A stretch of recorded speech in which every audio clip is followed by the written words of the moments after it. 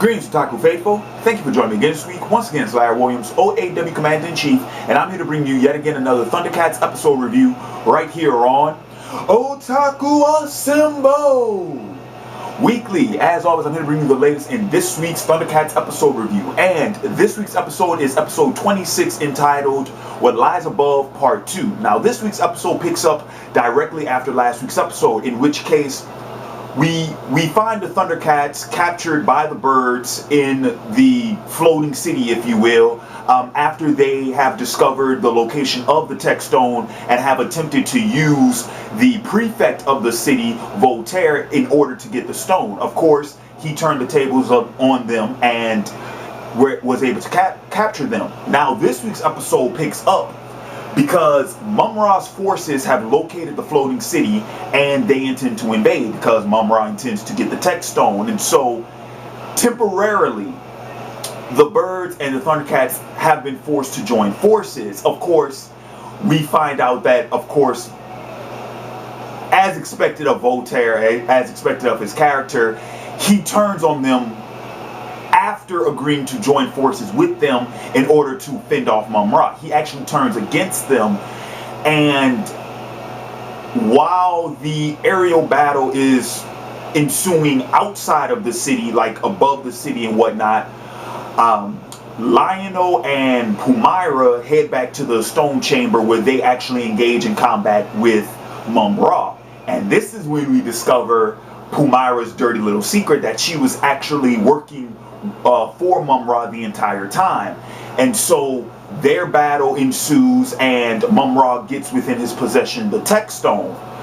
While all of this is going on, however, Wily Kit and Wily Cat have actually left the city and they have been going back to all of these other sites on Third Earth that we've been to previously in the season, trying to recruit help for Lion-O. And of course, all those reinforcements show up at the end to help Lion-O fend off Mumm-Ra for the time being. However, Mumm-Ra, he still escapes with the tech stone in hand, and now the count for the Stones of Power has dropped to 1. Only 1 remains, and so that's where the journey is going to take off hereafter. Now, with this brief summary about the episode out of the way, I want to address a few things about this week's episode.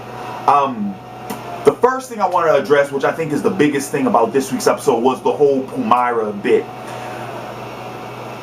At first, it didn't make any sense to me, and honestly, I thought the writers were pulling it out of their ass when it's like, oh, well, of course Pumra was working for Mumm-Ra the entire time. That makes perfect sense. So when they revealed it first go round, I wasn't really buying it, right?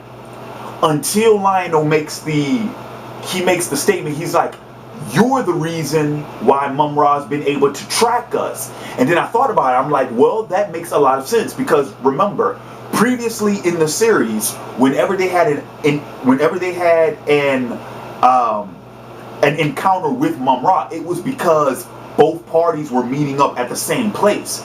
Mumm-Ra was never able to actually track the ThunderCats like he's been able to do in this second half of the series. So that idea actually does make a lot of sense if you think about it. But then when they actually explained what happened with Pumra, where Pumra actually died during the fall of ThunderCats and Mumm-Ra resurrected her to work for him. Now that made much more sense to me, because I'm thinking, it's like, you know what? It would have to take a lot for someone of Pumra's character to just, you know, flip the script and just turn tide. And remember, who was responsible for the fall of ThunderCats? Mumm-Ra was. So for her to just go ahead alone to, you know, join his side, nah, that doesn't make sense. But if Mumm-Ra resurrected her and was manipulating her from Jump Street, you see what I'm saying? Like, I don't view Pumra as actually being of her free will. I don't view that in her character at all. I think what Mumm-Ra resurrected, as he described it, he said that the ancient spirits of evil were able to connect with her hatred and her longing for vengeance against Lionel, and so they use that in order to resurrect her, right? That's what I'm saying. I don't think that's actually Pumra. I think that's just that portion of her, if it will. If I'm making any sense to where you all can understand what I'm saying, that's not Pumra in herself. That's a fragment of her that's been manipulated by Mumm-Ra to serve his nefarious means. And that's what I think. And that makes more sense to me. So for that, the writers get a pass on that. On the flip side of that, though, I do want to say, though, if you actually think about it, it does make sense. Like there actually have been subtle hints that Pumra was a double agent, but there wasn't enough evidence at the time to where you could really start suspecting her. But with the reveal, it actually does make sense if you think about it. And yeah, man, Lionel just can't get a break, man. He's been betrayed by every woman he's grown close to. Can't get a break. However, that will bring me back to the whole thing with the reinforcements, with the Wily Cat and Wily Kit, recruitment quest. I was glad to see that because as you all will recall, I don't know what episode review that was. I think it might have been the my Trials of Lionel Part 2 review when I did my little rant, and I was talking about like my expectations for the series, and one of my expectations was that all of the characters that they have encountered previously would join forces against Mumm-Ra, and we got to see that. So I was very happy with that. I was disappointed though that we didn't get to see the guardian of the force of Major. I forget his name, but the big bird guardian. I was actually a little disappointed we didn't get to see him. I hope they bring him back. I loved his character. He was awesome. Let me see. Any other thoughts on the episode? I mean, okay, Voltaire kind of flipping the script and joining Mumm-Ra's side. Actually, I wasn't surprised by that because I think from what I heard previously, Voltaire's character, who's actually inspired by, I think his name is Voltreman from the original series. I think he's an antagonist in the original series. So to have him kind of join Mumm-Ra's forces in this one, yeah, that just kind of makes sense. That's not that big of a surprise. And I think he has actually joined forces because at the end of the episode, when they were actually able to land the city, he wasn't among the other birds. So I think he has actually joined Mumm-Ra's side.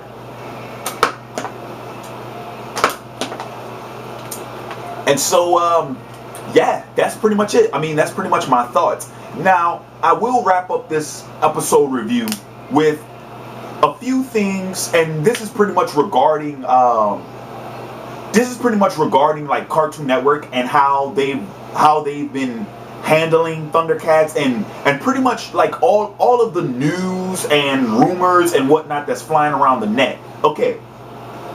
Now, as you all will know, the last couple of episode reviews I've been mentioning that ThunderCats has been canceled. The reason for that is because when Cartoon Network put out their news release a few months ago, ThunderCats wasn't on the list for renewed shows, right? Well, here's the thing, because a lot of people commented saying that it wasn't canceled, and of course they provided no sources. A bunch of people commented in last week's episode, they were like, ThunderCats isn't canceled, ThunderCats isn't canceled, but they didn't provide any sources. So I went to look for sources, right? Here's the thing though, there are no sources. There is, the only thing I found was that the art director for the series said that ThunderCats was picked up for 52 episodes, right? But that was back in what, March?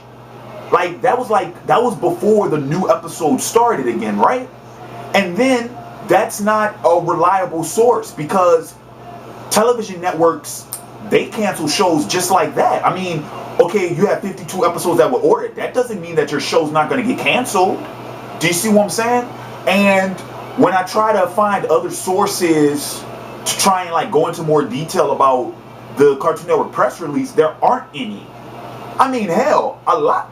You know how many sources there are online that consider the first 26 episodes to just be the first season, while many other people are calling this the second season?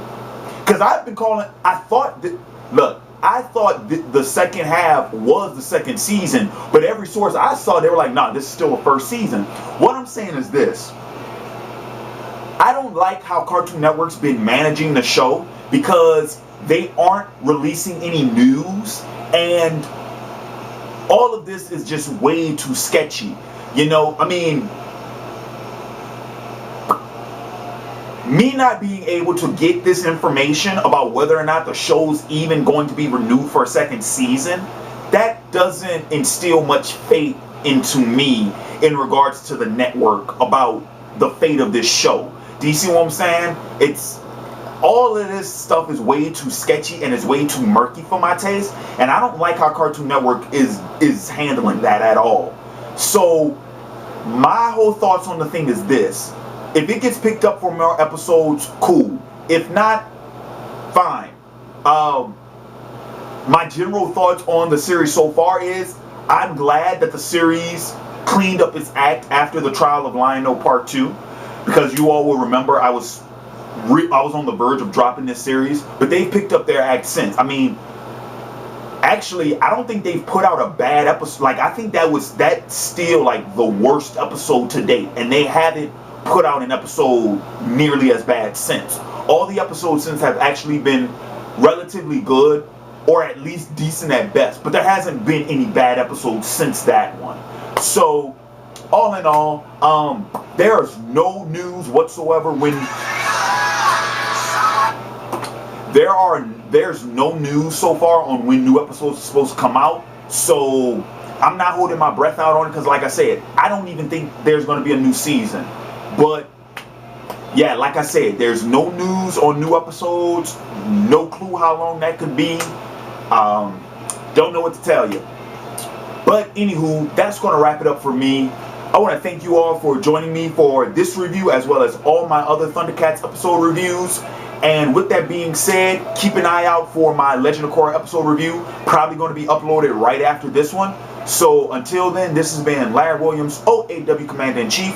I'm signing off, and until next time, peace.